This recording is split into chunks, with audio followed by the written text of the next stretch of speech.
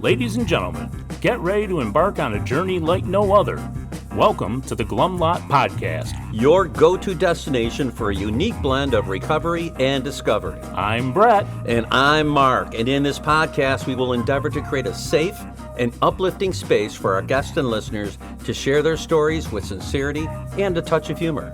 Remember, we are not a Glum Lot. The Glum Lot Podcast is more than just a source of entertainment. It's a beacon of hope, proving that even in the darkest moments, recovery is possible. Every story we share carries the power to inspire positive change. So buckle up, get ready to listen, and join us in discovering the strength that lies within every individual's journey. This is the Glum Lot Podcast, where humor meets hope. All right, Brad, welcome to episode number 44 of the Glum Lot Podcast. Howdy. And we are glad our listeners have decided to tap into our vast library of episodes. It's becoming that number way, 44. isn't it? Yeah, we just got a listener in Zimbabwe. Wow. Yeah, so we're all over the place. I'll say. Besides being all over the place, we need to find out, if you listen again from Zimbabwe, email us. Yeah, if you're out there, contact us at the Glum Lot Podcast at gmail.com. We do. We're all over the world. I don't know what language they speak. They may speak English. I don't know. Zimbabwean? No, usually it's taught in schools. Who knows? So, all right, so we just want to talk to you. Yeah, we want to remind our listeners to join our Facebook group, the Glum Lot Podcast Facebook group. Mm-hmm. And if you or anyone you know would like to be a guest on the show, please feel free to contact us at the Glum Lot Podcast at gmail.com. We're always looking for guests. Absolutely. Absolutely. The more stories that we can share, the more likely somebody's going to reach out to help. Right. Help, not the more help. Experience, strength, and hope we have, the better, right? That's it. Okay, so what's on your mind? Well, it just brings me back to like the first time I met you. Oh, boy. It was a very tumultuous time for me. Yes. And I was entering into that space where I met you in the worst of ways. And what I remember... Most people do. Oh, yeah. Most people remember meeting me in the worst of ways. But here's the interesting part, because what I knew of you before wasn't this. But anyways, you turned it right around. We had a freaking blast. We did. I mean, you want to But can I just correct you? We turned it right around. No, you're right. Not me. You're right. Yeah. You're right. Yeah. Yes, I have to practice that. We found that we had a rapport of humor. Oh, and that's exactly what I'm talking about. I mean, just the contrast in that short time, just because we knew we had a common problem and we could talk about that, and all of a sudden it melted away because we're not glum. That's right. You know, to me, humor is a huge part of recovery. And I'm not talking about like, being a stand-up comedian.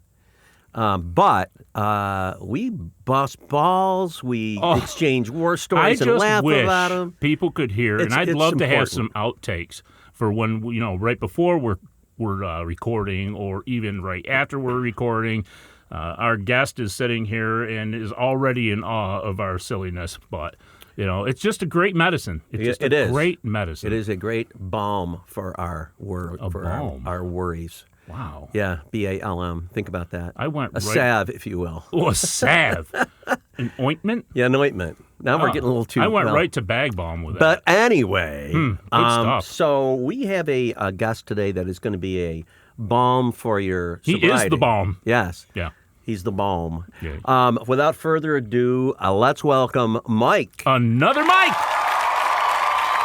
Welcome, Mike S., to the Glum Lot Podcast.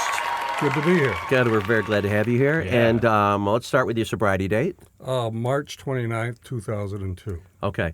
And we like to start at the very beginning because we've all been exposed to alcohol, the effects of alcohol for the first time at varying ages. Yeah.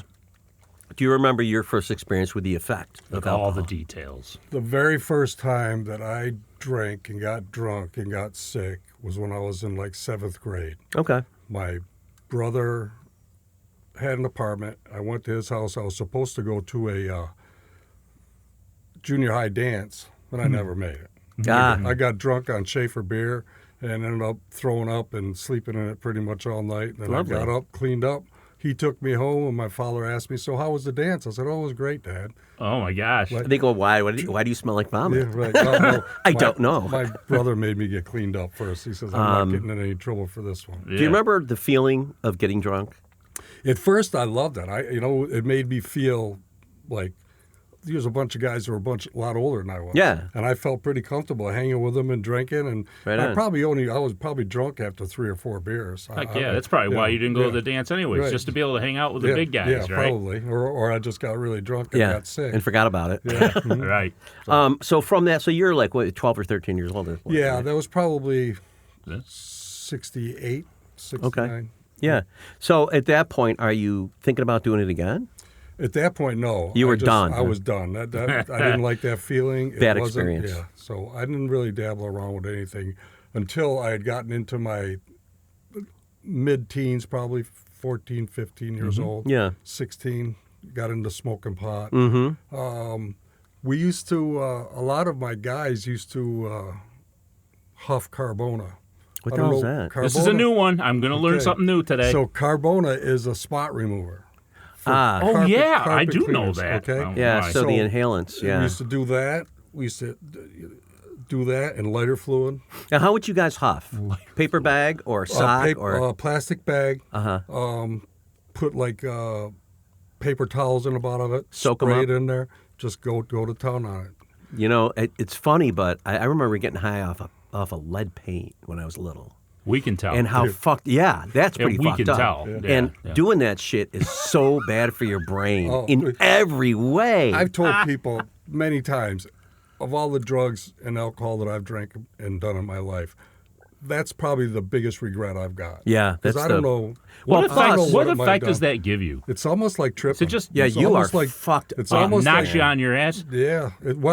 No, it's a kind of a stimulant, I guess, because you can hallucinate on it. Yeah, you can. It's like floating. Yeah. This is what made me stop doing it. We were all doing it at my house one day, and my buddy took his bag, and he always would blow into the bag, puff it up, and then and he had garlic, and he had like a big whiff of it, and he did it one day, and I looked at him, and all of a sudden I saw blood run down. Shit! So I started whipping on him, pounding on him, like stop it! Like he's like looking at me, and then all of a sudden it like went away, and I said boom, and I never did it again. Whoa! Another thing I'm gonna have a dream about that late now. 60s, early 70s is when they first started catching a whiff of. Some of the shit we're using might be harmful, like Agent Orange, right? Yeah, and all these other weird chemical mixtures they had, even lead. Right. You know, so lead paint's bad. Yeah, I'm like, really? Because we've been using it. Yeah, everybody forever. Asbestos, all this different shit starts coming out that they're saying, you can't do this anymore. Well, that was before that. So right. Well, they tell me lead paint tastes sweet too. So kids eat it. Yeah, I didn't eat it. They do. They eat paint chips off the wall. Yeah, because it tastes good to like little kids. Yeah. Wow, that's our first for our podcast. Yeah. Congratulations, Mike. Stay away from the Carbona. That's quite a feather in your cap. Yeah. But so from that point on, you're smoking pot, drinking beer? Yeah, I started smoking pot after that. Then I got a driver's license, and the guys I hung out with, they were a couple years younger than I was. I was like 17, 18, got a car. And we used to go up to the cemetery on Valley Drive. And we would buy 6-packs or have somebody buy. Yeah. I was 18, so back then you could buy. I've been to that cemetery. Yeah. Oh, yeah. Way up on the top. Oh, yeah. Yeah. We used to go up there and drink up there all the time. Nobody bother you. It's way back in. Well, I know. We've heard this already. And you could see anybody coming from. I've been there. There's a lot of cemetery stories that go on at the Glum Lot Podcast. One down there, Route 80, right? Way down. Yeah. So we go up there and we drink. And I can remember going up there and I would buy Miller 8-packs, the ponies. Okay. Mm-hmm. So we'd drink those, or I would buy the Rolling Rock ponies. Yeah, the shorties, yep. Halves. So I'd go up there and I'd drink those.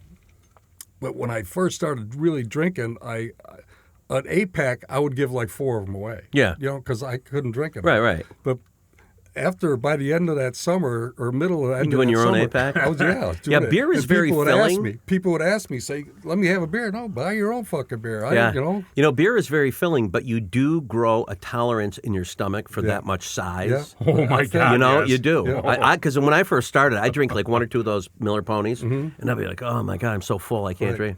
And then, the more you do it, the easier it gets. Then you graduate to the regular Millers. Pretty soon you're drinking a 6-pack of regular bottles, and you're like, I don't know where this is all going. I mean, you're pissing like a madman, but still you're like, I can't believe I consume this much liquor. Right. And funny, but later on in my drinking, when I got like serious, I didn't want to drink beer anymore. It was too filling. I was always a beer drinker. I switched over to distilled beverages because it was just quicker for me with less, weight. Yeah. Anytime I got drunk on any type of liquor, I always would get sick. Oh, really? Yeah. And so, Are you a puker? When I drank liquor, Yeah, I was, but yeah. I could. Liquor is I'd quicker. drink they you say. under the table. Oh, yeah. Yeah, I could. All drink. right, don't get personal. All right. Don't challenge him. Right. Yeah. Brett, do not challenge him. I could drink a lot of beer. He's been sober since 2002, but he's going to break it just to fuck you up. I shared this the other day in a meeting. I went to. There used to be this festival around town a long, long time ago. It was called Fubar. Okay. All right, and. For the uninitiated, FUBAR means fucked up beyond all recognition. Right. So we went to this thing one summer, and we had drank so much. By the end of the day, I could feel like foam in my throat. That's how full of booze I was. Right, And I shared that at a meeting the other day, and when I shared it, there was a woman there. She heard it, and she started to cry. Oh, my gosh. Because it reminded her of how she drank. Oh, yeah. And it was that brought that right to look her. at, I'm getting goosebumps thinking about that. Drank to capacity. Yeah, and I shared that stupid little story because it was my story, and it touched her. Yeah. That's what this is all about. It is. It really is. We all share a bit of each other's story. Yeah, it's awesome. That's why there's nothing like an alcoholic talking to an alcoholic. Exactly. Because if you talk about it to somebody who's not an alcoholic, though, what do you mean? They don't get Or it. horrified. Why didn't you just stop? Yeah. Yeah, they don't get it. Just give So it up. you're in high school, you're smoking dope, you're drinking beer, and you're having a good time, and it seems pretty normal. All your friends are probably doing the same thing. Yeah, right? I hung with the crowd who liked to party. Yeah, we find our people. Yeah, Yep. and we just would go out and party. I went to, can I say the name of the school? I don't care. Clary Junior High School, All right. right down on the south side. And that's where I was born and raised, down there on the south side. But we used to go down there and go in Meacham Field and drink out in the field. The baseball field. Baseball and football it's field, a big, right? giant field. They used to have the Valley Field days there a long, long time ago. Yeah. Then they outlawed booze there because There were too many fights.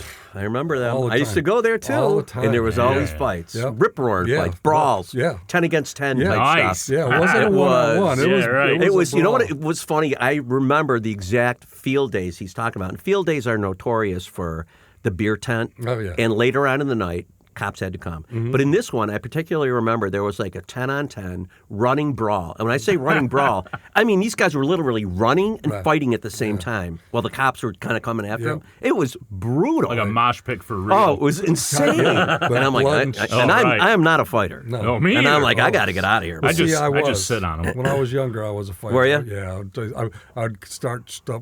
I'd get drunked up and I'd run my mouth. The next thing you know, I'm getting the shit kicked out of me. You're squaring off with somebody. Yeah, I wasn't a tough guy, but I could fight with you. Yeah, So yeah. I took a couple beatings just to prove that I wasn't afraid of you. That's you know right, what I'm yeah, saying? yep. Sure. So you're in your teens, late teens, right? You're coming up on graduating from high school. No. I quit school, but Okay, all right. going. So, but are you thinking my drinking's kind of getting out of control or no? I don't think so. Not at that age. I was Yeah. just having a good time. I was partying with my friends. That was it. You're just a hard partier. Yeah, just like the party. And it really, in the late teens or so, it really wasn't that bad. Now, I joined the Navy when I was 17 years old. Okay. Okay? I went into the Navy. First time I had ever left home. I'm Sure. homesick as hell. So I get in there, and they send me to Great Lakes, and I do boot camp. But there was our chief petty officer who ran our group. He was training this guy to be a petty officer, or to be in charge of a command. And we were sitting around talking. I said, I freaking hate it here. I don't want to be in the fucking Navy. I don't know why I joined. Well, I'm stupid. He says to me, he goes, well, I can get you out. I said, well, how can you get me out? He goes, I'm going to ask you one question. What's the question? He goes, when you filled out the form and they asked you the question, have you ever done drugs before? How did you answer it? I said, I answered it no, because my father had to sign me in because I was 17 years old. And he goes, well, have you ever done drugs? I said, yeah. He goes, well, just go to wherever he sent me. He goes, you go there and tell them that you lied on your application, and they'll discharge you for fraudulent enlistment. And so they gave me a general with honorable discharge. Well, here's the kicker about this. I came home, right, after boot camp, 30-day leave. I go back. They send me to Virginia Beach So you didn't get kicked out? Not right away. Okay. Does it take a while to process the paper? Now, what year was this? 74. Okay, so the draft is over by now, or no? 56, 73, 74. So the Vietnam War is over. Is over, right. You don't have to worry about that. It's at the tail end. Yeah, It's like okay. you're cleaning it up now, Yeah. So I'm like, I go back after 30-day leave, and they put me in this outfit. It's called the Beachmasters Unit. And basically all they do is they take supplies to the beaches when the ship lands, So, but I get there and it's my permanent duty position. I'm working. I meet some guys. We're partying, going to the PX and drinking, having a good time. I'm enjoying it. Next thing I know, they come to my work and they call me by my name. They take me over to the side. He says, "Come on, going back to the barracks." I said, "Well, what did I do?" He goes, "You didn't do anything. You're going home." I go, "Oh, yeah." Actually, I said, "Oh, I forgot. Really? I don't want to go home." Oh, my God. You were having a good time. Yeah. And he goes to me, "It's too late. Oh, Can't man. reverse God. it." And I was fucking heartbroken because Sure. I wanted to stay. You're like, but wait. I really wanted to stay. I found lied. the crew. I lied about lying about right. the. Yeah. I'm a compulsive liar. I was lying that time. Yeah. Right. So they discharged me. I went home, and when I got home, my father was pissed at me. Yeah. He was Oh, fucking yeah. pissed. Like he called me a coward. He said, I'll never forget So that. you told him why you wanted to come home? Like you had been homesick and all this stuff, or how did you tell him that you were on your way back? I didn't tell my father I was on my way back until I walked into the house. He's like, "What are you doing here?" Right? Yeah, basically, I walked in. I walked into. It was a Saturday. He was getting ready to go to church. I walked into his bedroom. He's getting dressed. He's like tying his shoe. I'll never forget this. He's tying his shoe, and I walked in. He just looks at me. He goes, "What are you doing here?" I said, "I got discharged from the Navy," because I used to write him letters all the time. "Get me out of here, Dad. I don't want to be here." Blah, blah, okay. blah. And then when I walked in there, and he looked at, because he used to tell me, "Just stick it out. It's going to be okay. You'll be fine." Yeah. And he wasn't wrong. No, he wasn't wrong. Because Yeah. once I got the permanent duty, I was loving Right. it. But I was only there a month. So he looks at me and he goes, "What are you doing here?" And I said, "I got discharged." He just finished tying his shoe and looked at me like this. He goes, "You're a fucking coward." Oof. That crushed me. Oh, yeah. Man, You know it what the thing crushed too me. is, you're only a 17-year-old Yeah, kid, right. Yeah. And for a lot of us, I know for me, when I was 17, I was still basically a little kid. Yeah. I wasn't a Still a fucking little adult. I wasn't an adult. I No wasn't way. worldly. No way. No. So then I said, I started to drink and party a little bit more, but it really didn't escalate until I got much, I can't say much older, but after probably in my late teens and early 20s when it really started to escalate. Yeah. Wow. So late teens, early 20s, it starts to escalate. What kind of form does that take? Drinking and smoking pot. I will have to go back to high school. We used to take LSD and go to school a lot. Oh, you used to trip in you were school? good used in to art? trip in school, yeah. Yeah, you enjoyed art. Yeah. I hallucinated the Beatles' Sgt. Pepper's one day in the classroom. Excellent. I was really high there. I told you, Clary Junior High, and we had the principal there. He was,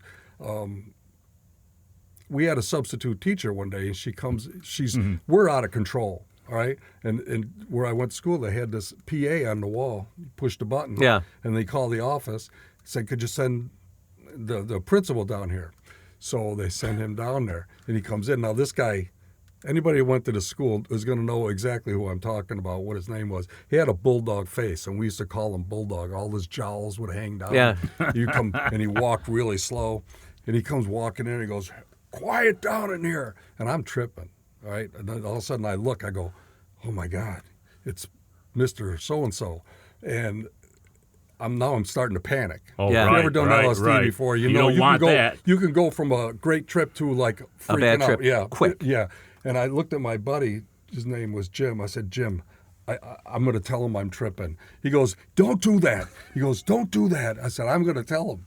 So he gets done yelling at us, and I'm freaking out. He gets up and he walks out of the room, and I jump up, and he reaches to grab me. He goes, "Don't, stay here." And I pulled away, and I walked out into the hall, said, "Mr. So-and-so, I got to talk to you." He turned around and looked at me. He called me by my last name because, of course, he knew who I was because I was a troublemaker. He goes, "Get back in that room right now."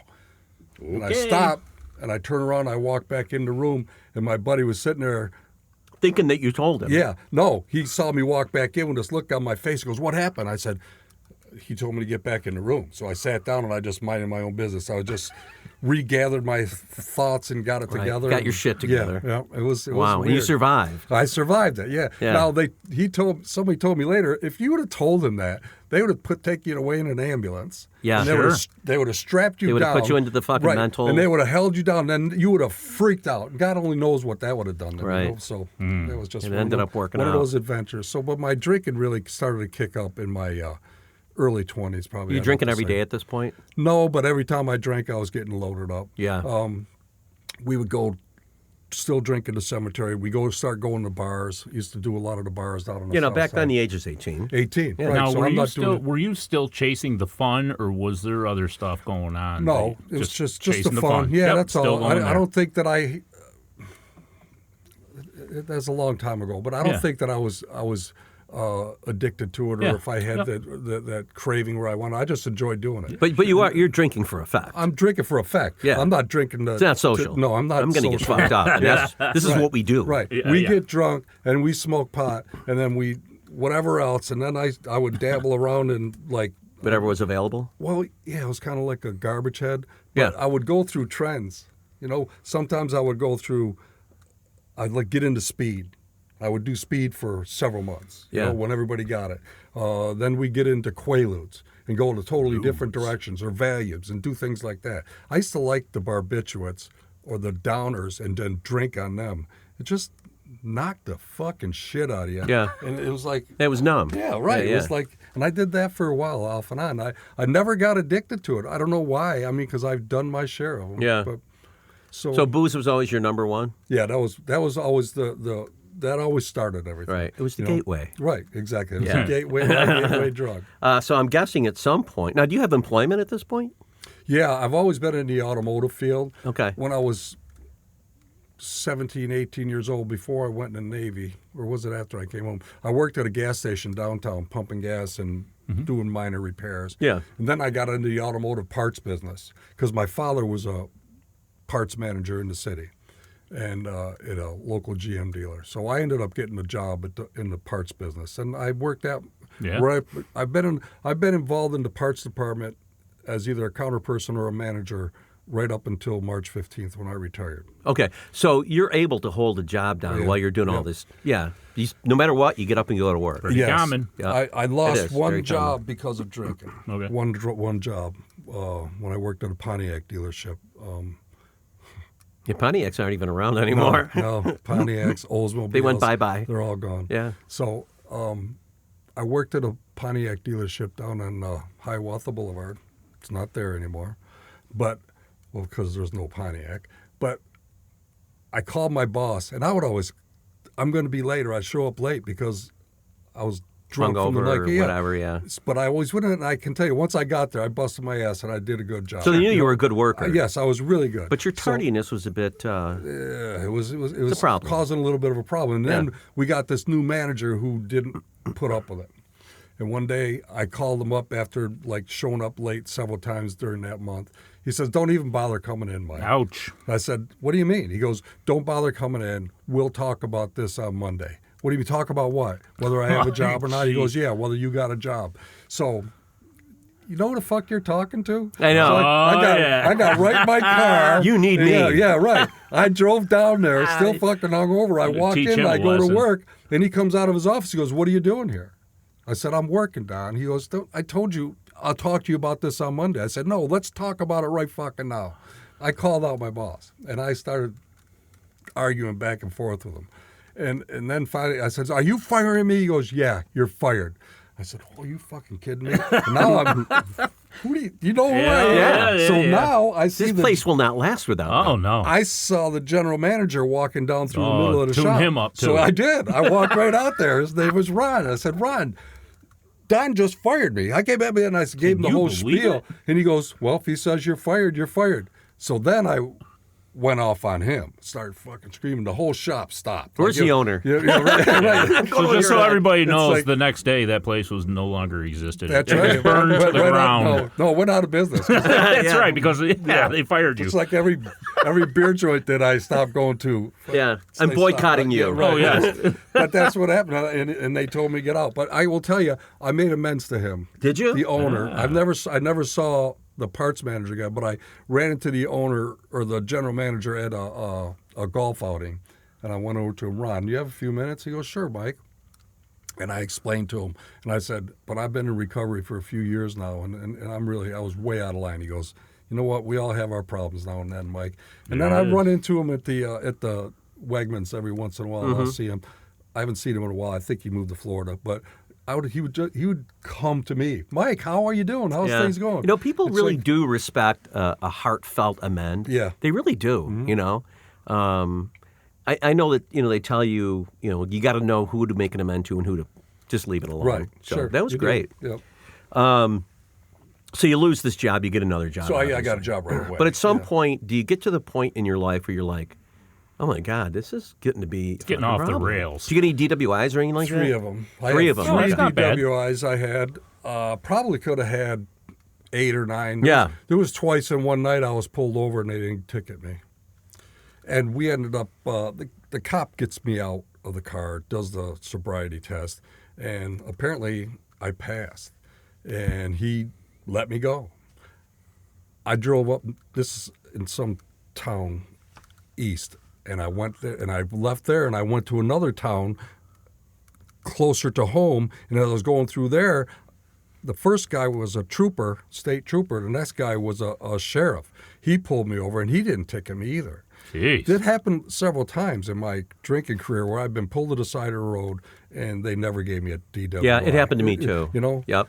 I know somebody in the program who went to a bar and, of course, got drunk.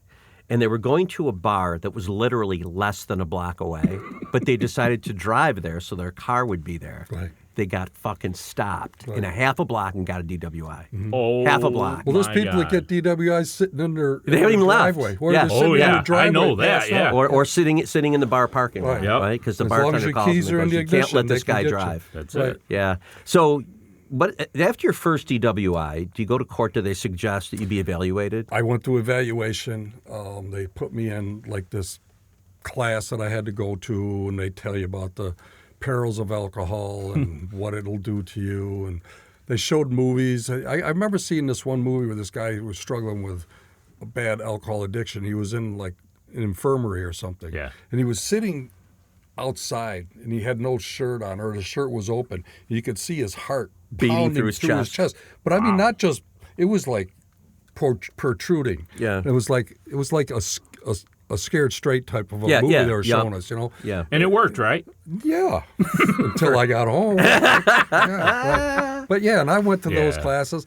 I think after the second DWI, I went to them, and I got kind of honest with them.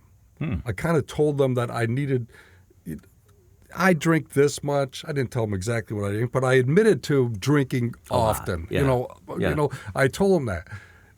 And so they recommended me for longer outpatient, okay, after the evaluation. And I went home and I told my wife at the time, I said, can you fucking believe this? I'm honest with them, and they sent me to these fucking classes. I was pissed. They're not trying to help me. Right, yeah. Those Yeah, sons of they just bitches. want my They're fucking trying to- money. yeah. They want my money, the fuckers. Did anybody suggest you go to meetings at that point? No, there was no meeting No AA? suggested. No? And you know what? I heard one of your guys talking on one of the earlier podcasts. It said that they taught us how to drink safely. Right. Okay? Yeah. And I can't remember who that was, but he Right. said, it's about blood alcohol content Right, and how much time it exactly. takes and all that. Right. to make sure you eat. Right. Like they weren't trying to get anybody sober. It didn't seem to me, if you think Right. back on it. And I never thought about that until I heard it on your podcast. Oh, no kidding. It said, that's what they did, because they warned us about BAC and make sure you never drink on an empty stomach. Did and they all talk this about stuff. the disease of alcoholism at all? No, they was just, I don't recall that. I remember the perils of alcohol and what ends up happening, and pretty much everybody in that class, I can remember them telling me, only a couple of you people are going to stay sober in here. The rest of you are going to end up drinking again and probably getting in more trouble. But that was some truth. Yeah. It happened to me. Now, did you lose your license after the second one? I think they suspended it and gave me just a driver's license. Conditional? Yeah. It's like 30-something years ago, so I don't remember. You know, we had a guy on, he was an old timer, and he said, and he got that, and he said he used to call it a brown license. Right, okay. And I don't know what that means, if it was the color brown Yeah, or. I think it was the But he goes, they paper. gave you a brown license. I'm like, a brown? What are you talking about? Well, because driver's licenses were paper back then. Yeah, So they yeah. printed Oh, out, yeah. so it was a restricted type license. Yeah. But I got into Alcoholics Anonymous in 1989. Wow. And I was here for Now, 12 years. Can you tell us, how did you get there? Yeah, what was it, the turning The first point? time? Yeah. Yeah. Okay, the first time, I think I'd probably gotten my third DWI, and I worked for a local dealership. I was a parts manager, and I Have any relationships yet? Well, you was married. I was married. I missed Yeah. that. I'm Did sorry. that- I was married. blow up, too? Yeah, that blew up. Okay. She side note, the day she told me she was going to leave me, the next day she goes, we had gotten pulled over. She was driving. I was in the passenger seat, and this Park Patrol Ranger pulled us over on local highway here. And he pulled us over there, and he wants license, and he goes, I've been following you all the way up this certain street. And I said, why didn't you pull us over instead of up here on the highway? This is dangerous. He goes, just be quiet, sir.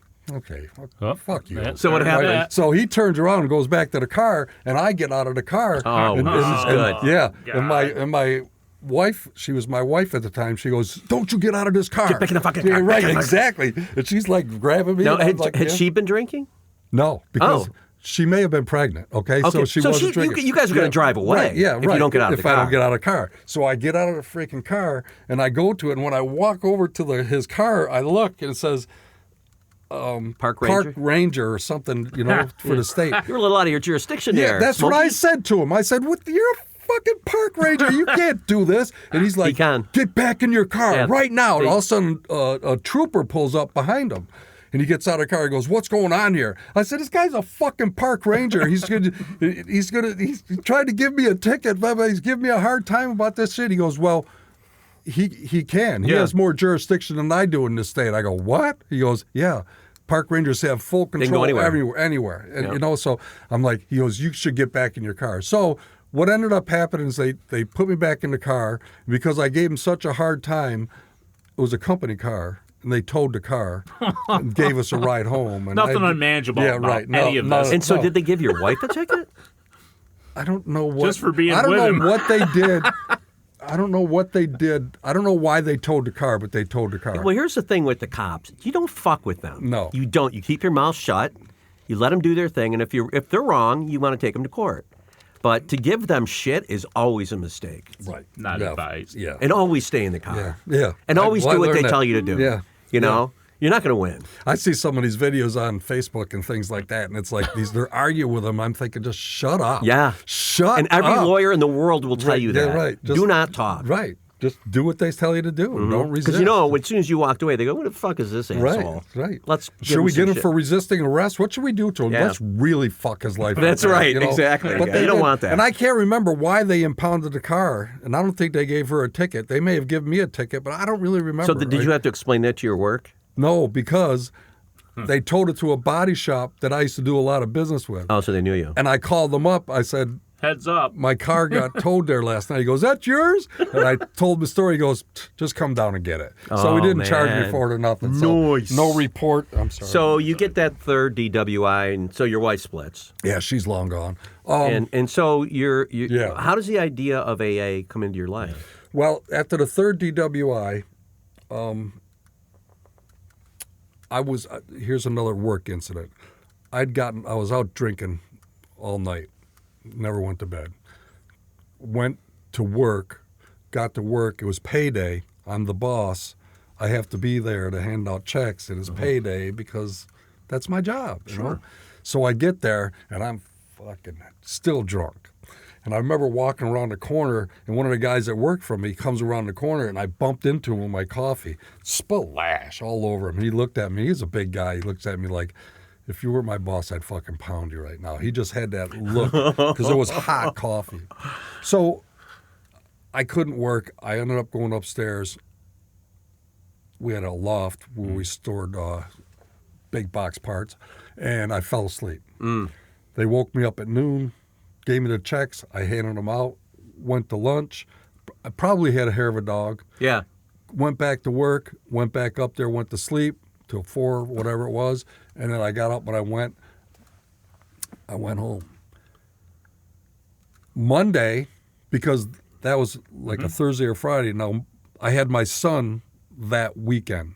When I had my son, I didn't drink. Yeah. I wouldn't do it. But as soon as I took him home on Sunday, or actually when she came and got him on Sunday, I would go to the bar because I wasn't driving. So she ended up, I went to work on Monday. I'm clear-headed because I hadn't been drinking, and one of the guys who worked for me he said something. I told him to do something. He goes, I'm not going to do that. I said, no, you're going to fucking do that. And I chewed him out. Yeah. You know, I'm the boss. You do what I tell you to do. Well, I guess I was a little too harsh on him. So what he did is he called and told everybody what happened on Friday when I was there. You were sleeping in the boxes. Yeah, and he was drunk at work.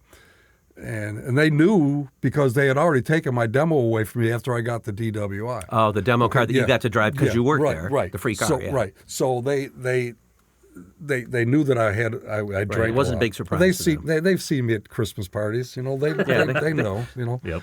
So they called me in on the and they get used to have I'm Smart cards. Yeah, I remember that. I'm Smart. For the listener, when I was bartending, it was the start of the real. There was Mothers Against Drunk Driving, I think, is the real force behind this thing. But a lot of people were getting killed in drunk driving accidents, and finally the public had enough, and they rose up and they really put pressure on government to toughen up. Yeah. And so the government did, and then I think it started to work.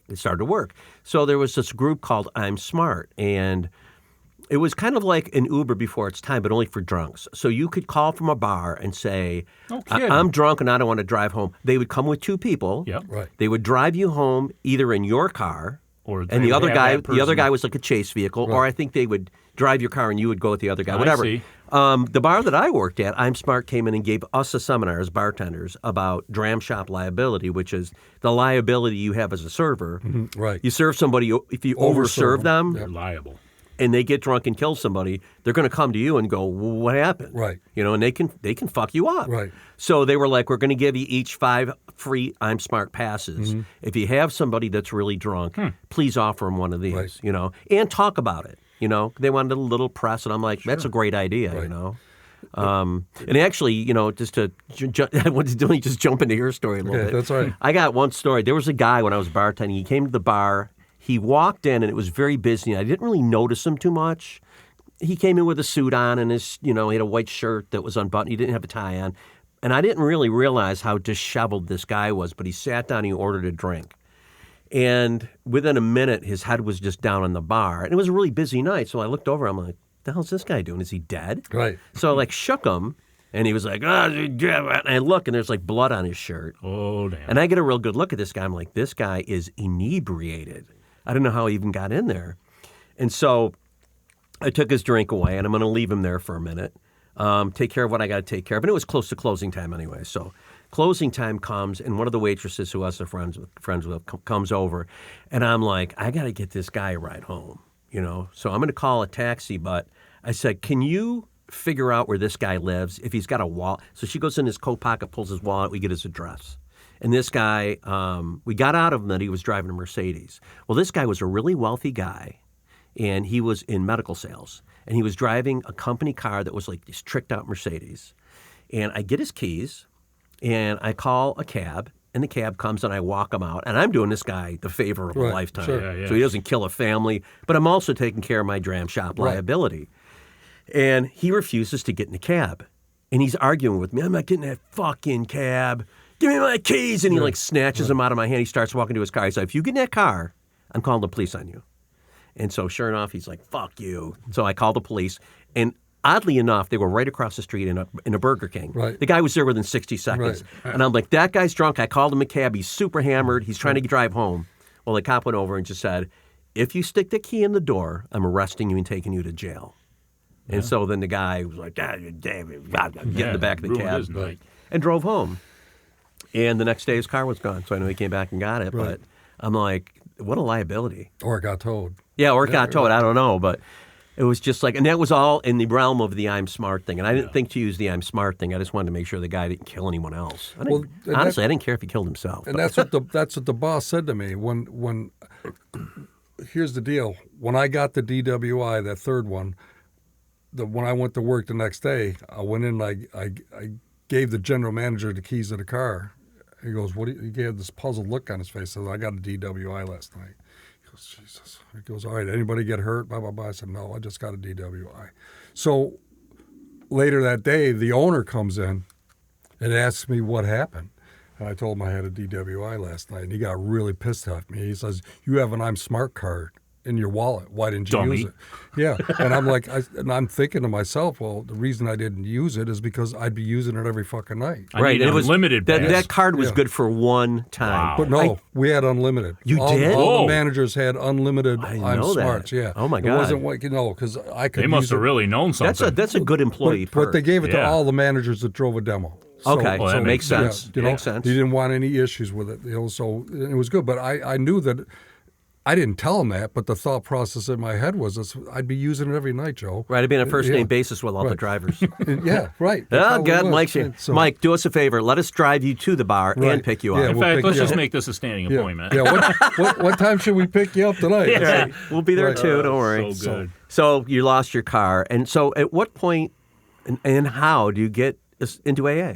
So after the incident with my employee, when I chewed him out and he reported me, I knew that I was going to have to go to some sort of Yeah. outpatient because I've had to do it a couple times prior, and that's what they were telling me was going to happen. Let me stop you for a second, though. When you were going to outpatient and they're telling you about the disease of alcoholism, did you think, I'm an alcoholic, but Yeah, this is what I do? I used to admit to my friends, I know I'm an alcoholic, Right. but you know what? I go to work, I pay most of my bills. I know that I'm an alcoholic. But Okay. I'm functioning. I'm doing okay. I think. You know? Okay. That's my story in my head. But Yeah. it wasn't really. There was a lot of unmanageability there. Yeah, it sounds like lot it. of- And so at some point you kind of realized that? I realized that when I was out there drinking. Yeah. Before that last DWI, I knew that I drank too much. Yeah. I knew that I did. I knew that every time I drank, pretty much I was going to get drunk. That was my goal, to go out and just Sure. get You shit drank for a fact. Yeah, Yep. right. So how do you end up at a meeting? So I ended up going to after the incident with the car, and they called me on the carpet. My boss told me, this is after the guy turned me in for chewing him out and said that I was at work drunk. My boss says to me, we've decided to give you a week off with no pay.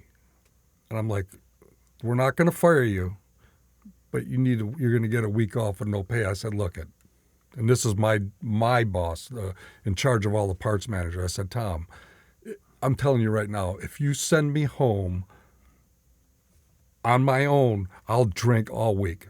I know I will. I will drink all week, and I don't want to do that.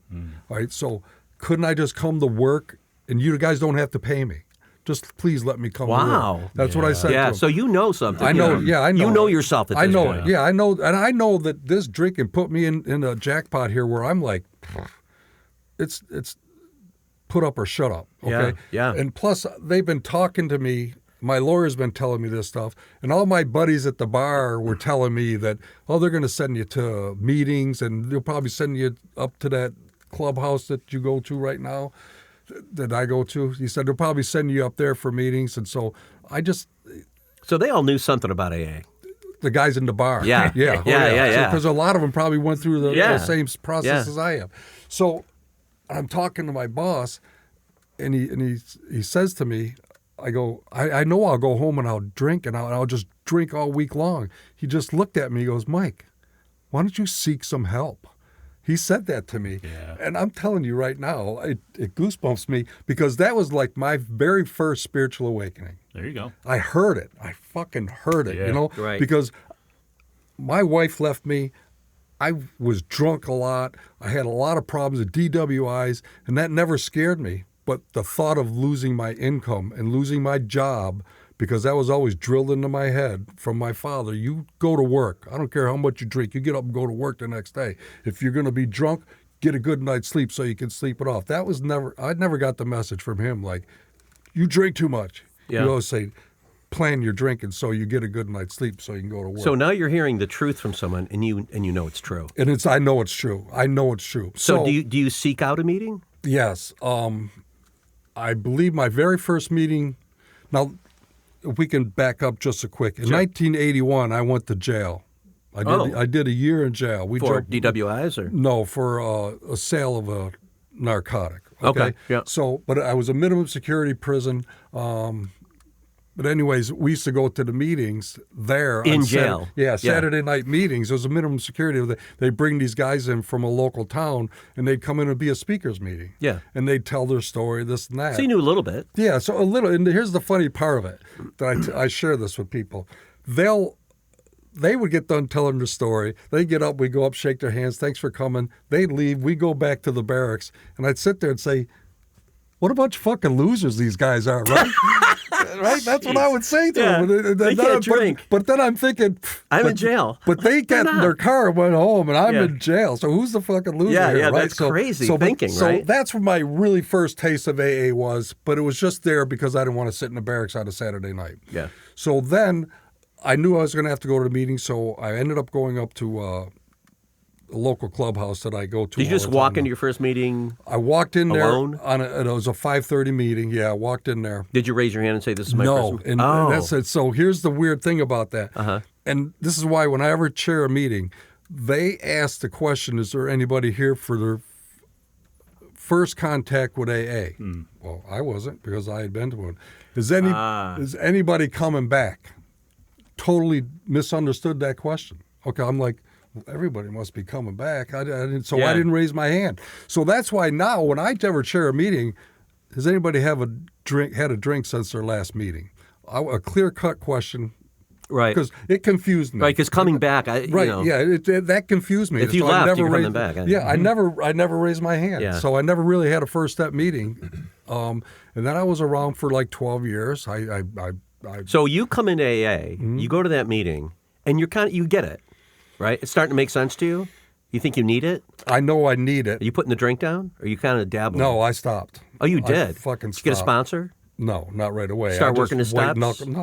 That shit. I had better things to do. Slow your roll, bro. Okay.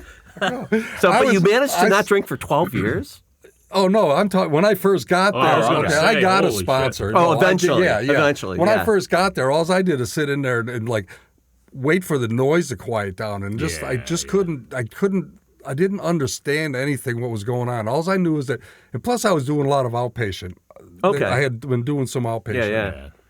So slowly, it starts to creep in. Slowly, it starts to clear up. And I always say this. Eventually, the noise started to quiet down. Yeah. And then I started hearing what people were saying. Yeah. And then I can remember one time talking to my brother about AA, because our whole family drank. I said to him, if I knew then what I know now about drinking, I never would have picked up a drink. And I said that to him, and he goes, "Well, that's you, you know." So that's right. It is me. And he's still out there drinking. Yeah. So, well, we all got to find our own way. Right. We really do. And he's older than I am, so. You get into the program and you do well. You don't drink. I don't drink. You work the steps. I work the steps. You got a good life. So what happens after 12 years? You get away from meetings and all that? Exactly. What happened was I got it with my second wife. I had to get a second job because we had some financial issues going on. So I got a second job. So that took away a lot of my meeting time. So my meetings started to drop off. To go away. And then I wasn't going to any meetings. In the meantime, I'd had back surgery. Oh. And they prescribed a drug.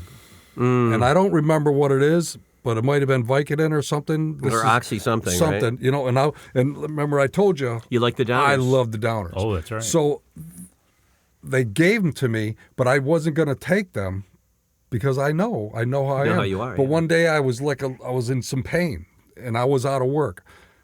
They took me out of work for about a month, I think. And then, so I took one. All right, so like 8 minutes has gone by and it still hurts. So I took another one. So then I'm thinking, what am I doing? The old behavior just came back. Sure. So then I tried to throw it up. I couldn't throw it up. Wow. So I just laid on the couch and I fell asleep, and that was it. I didn't call that as a relapse. I just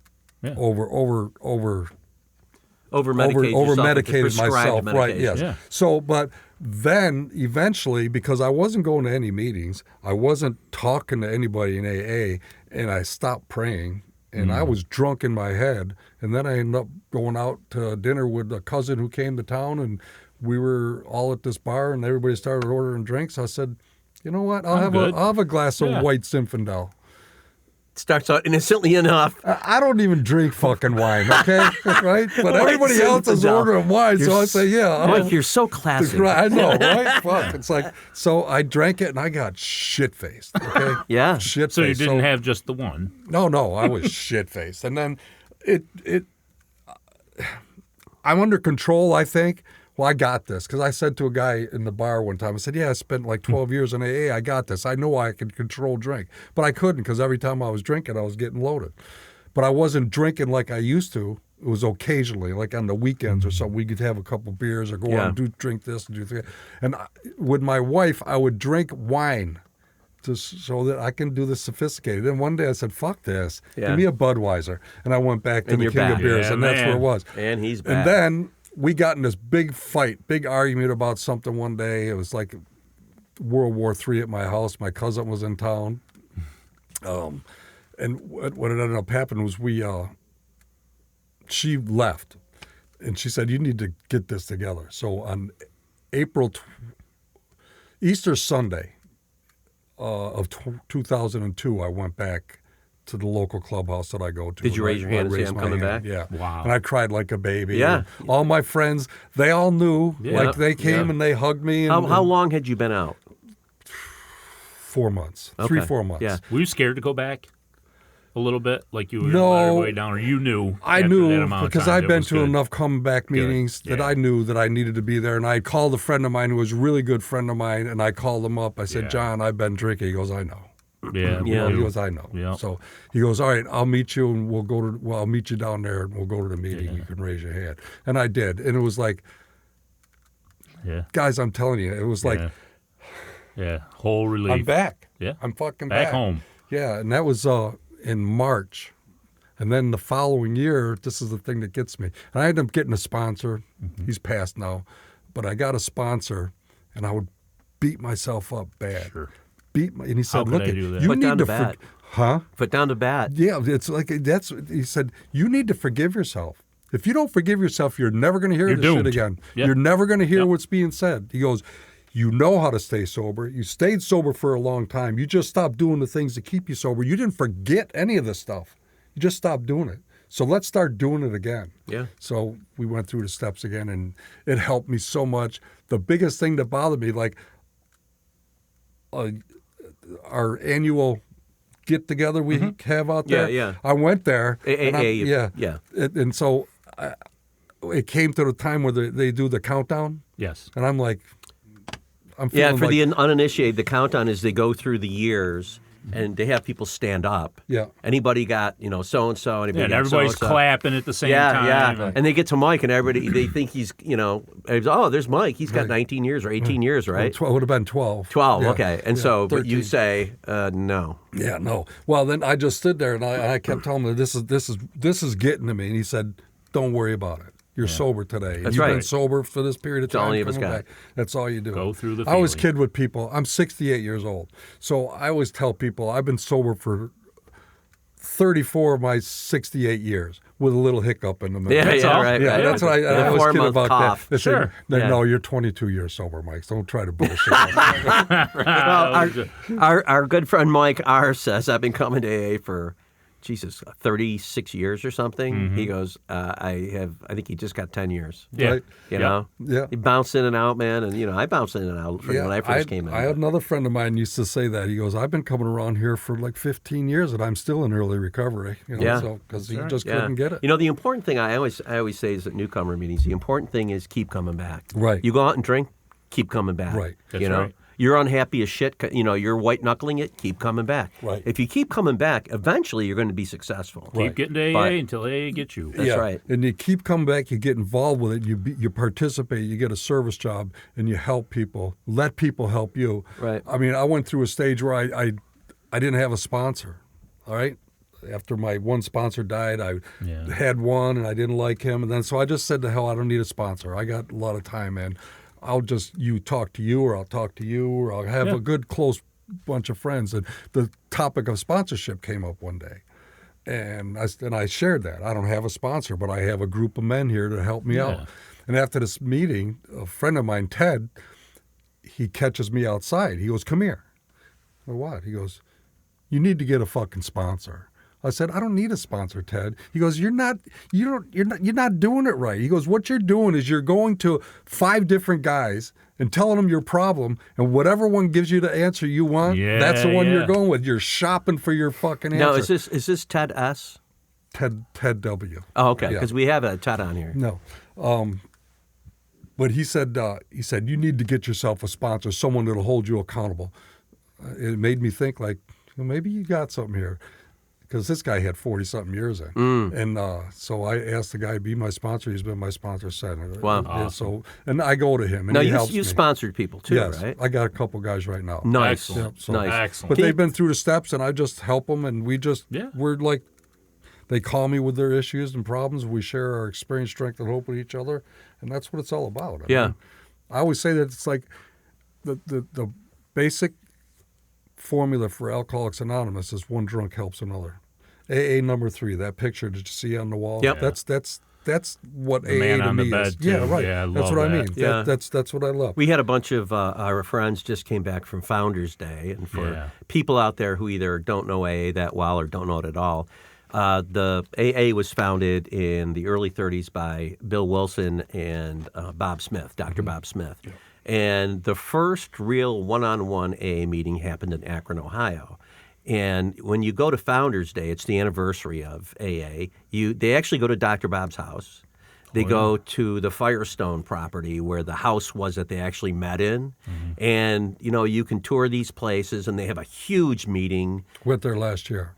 Oh, did you really? Okay, so you know more about it. I've never been. You know more about it than I do. Motorcade. Well, we didn't do that. We didn't go with Founders Day. We just went there. Whenever? We just didn't want to deal with the crowd, but we just went there, and it was pretty cool. The hardest part of it was riding your motorcycle down that street because it's a brick street. Oh, man. Yeah, and it's like crowned. It's crowned. You get to the side, you're like wailing and fighting with the bike. Please don't fall over. So you went into Dr. Bob's house to take the little tour? Awesome. That's cool, right? Yeah, it is they cool. showed me pictures. I'm like, I'm doing that. I mean, they have made it so authentic. Went to his grave. Yeah, they made it so authentic that they even have placed around the house bottles hidden in things. Like, there's a bottle hidden in a sock. There's a bottle outside of a window on a stoop. In the laundry chute. Yeah, right. Back it's in the day, that so old house authentic. had laundry chutes. There was bottle down in the it's basket fascinating. down the bottom. Really cool. There really is a whole culture. I gotta go next year. I didn't know this even existed. Yeah, pretty cool. It's cool. We go to the Bill Wilson house a lot too. Yeah. Now, Bill Wilson's the Stepping Stones? No, like him and Lois, or that's down That's in down New in New York.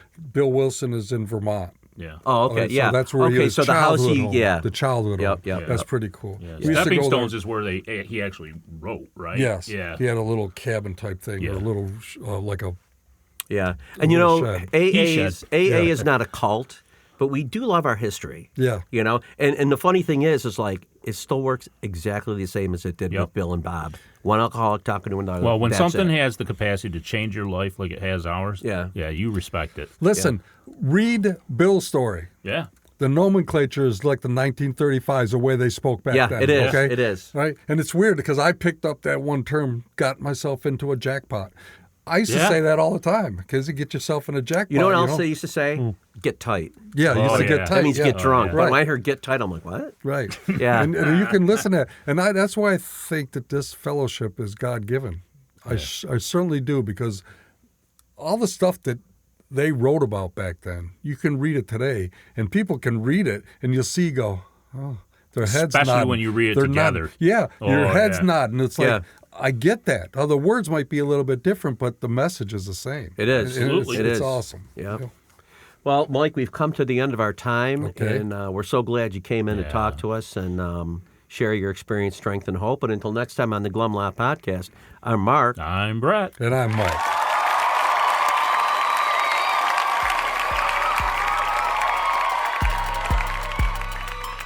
As we wrap up another episode of the Glum Lot Podcast, we want to extend our heartfelt gratitude to each and every one of you who tuned in today.